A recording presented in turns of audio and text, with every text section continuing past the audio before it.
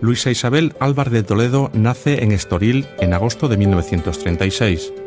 A los 2 meses de vida, en plena Guerra Civil Española, se traslada a Sanlúcar, donde permaneció 10 años hasta la muerte de su madre en 1946, pasando al cuidado de sus abuelos maternos.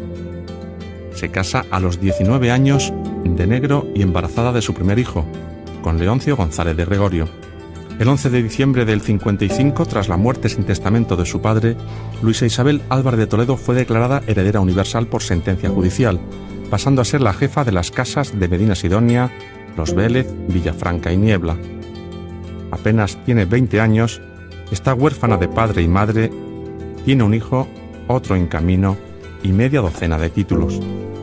Este archivo estaba en un guardamuebles que yo no había visto por dentro y me encontré un túnel sin ventanas, con una humedad impresionante y un montón de papeles ingente.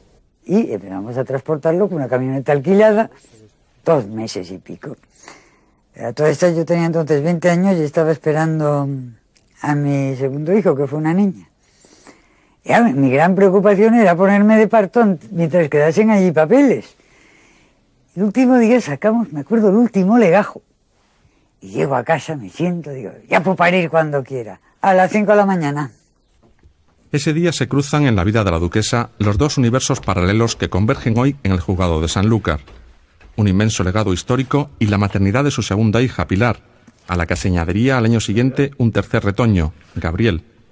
La infancia de los 3 hijos se vio marcada por la ruptura matrimonial de sus padres en 1962, tras la que la duquesa se embarcó en un activismo político contrario al régimen de Franco, que la acabaría conduciendo a ingresar en prisión en 1969 y posteriormente al exilio en Francia. Los niños vivieron primero con su bisabuela materna y después con sus abuelos paternos.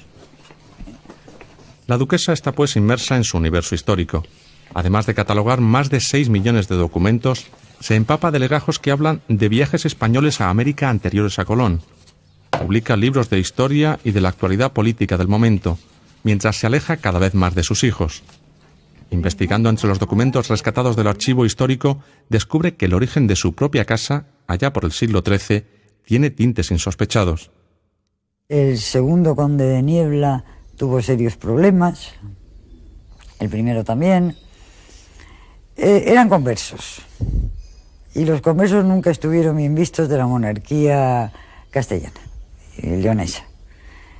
Además de conversos, pues el primer duque tuvo unos serios problemas matrimoniales, no tuvo hijos con su mujer, le heredó un hijo natural de una Isabel de Fonseca, de origen extraño, ¿no?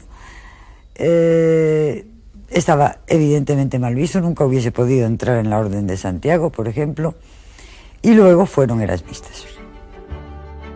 Durante más de 5 décadas va descubriendo más y más legajos, documentos en clave sin descifrar, tratados de botánica, toda la correspondencia de los duques, hasta que en 1978 decide que aquello, palacio y archivo, han de tener un valedor público que administre semejante tesoro, algo o alguien que trascienda a ella misma y a sus hijos.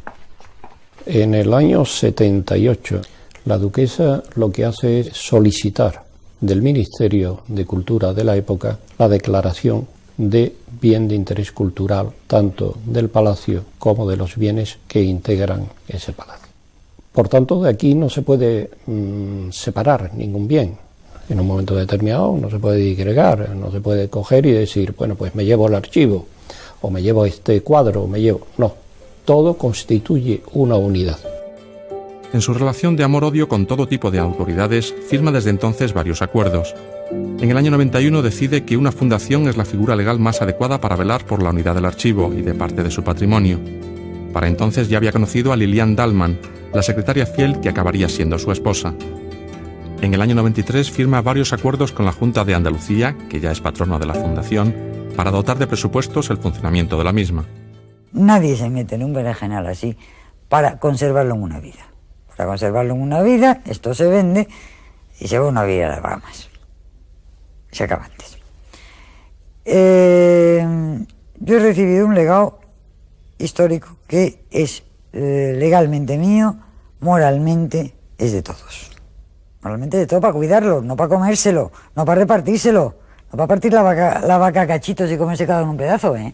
Bueno, entonces es evidente que yo tengo dinero para vivir yo, de sobra. Pero para mantener esto no lo tengo. Es evidente que pues aguantaría 2 años, 3 años y luego se acabó. Es en el proceso de dotar de patrimonio a esta fundación cuando surgen los problemas con los hijos, que temen que se esté usando como tapadera para sustraerles la futura herencia.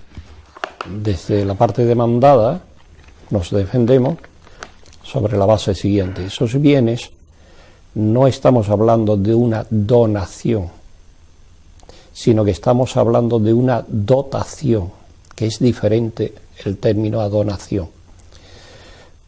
¿Por qué? Porque al constituir la fundación tiene personalidad jurídica propia. Entonces, la entrega de esos bienes es una dotación. Esa dotación tiene una finalidad específica, que son el propio objeto fundacional. La duquesa muere en marzo de 2008. Un cáncer de pulmón a los 71 años del que no se quiso tratar, pudo con su empeño en vivir. 11 horas antes se casa con Lilian Dalman, in articulo mortis. Ya en 2005 la había hecho secretaria vitalicia de la fundación y futura presidenta. Con la boda, la herencia se complica aún más para los hijos. El temor a que se divida o incluso se puedan llevar el archivo fuera de Andalucía es el que impulsó en julio pasado a la constitución de la Plataforma Ciudadana en pro de la Fundación Casa Medina Sidonia. Más de 40 asociaciones culturales y sociales se han unido para presionar a las administraciones y para concienciar a la población andaluza del riesgo que supondría cualquier cambio en la estructura actual de la Fundación. La duquesa demostró siempre su amor por el legado recibido en aquel guardamuebles. Mostraba con curiosidad y orgullo, por ejemplo, los documentos que atesoraba el archivo sobre la pesca del atún en toda la provincia de Cádiz.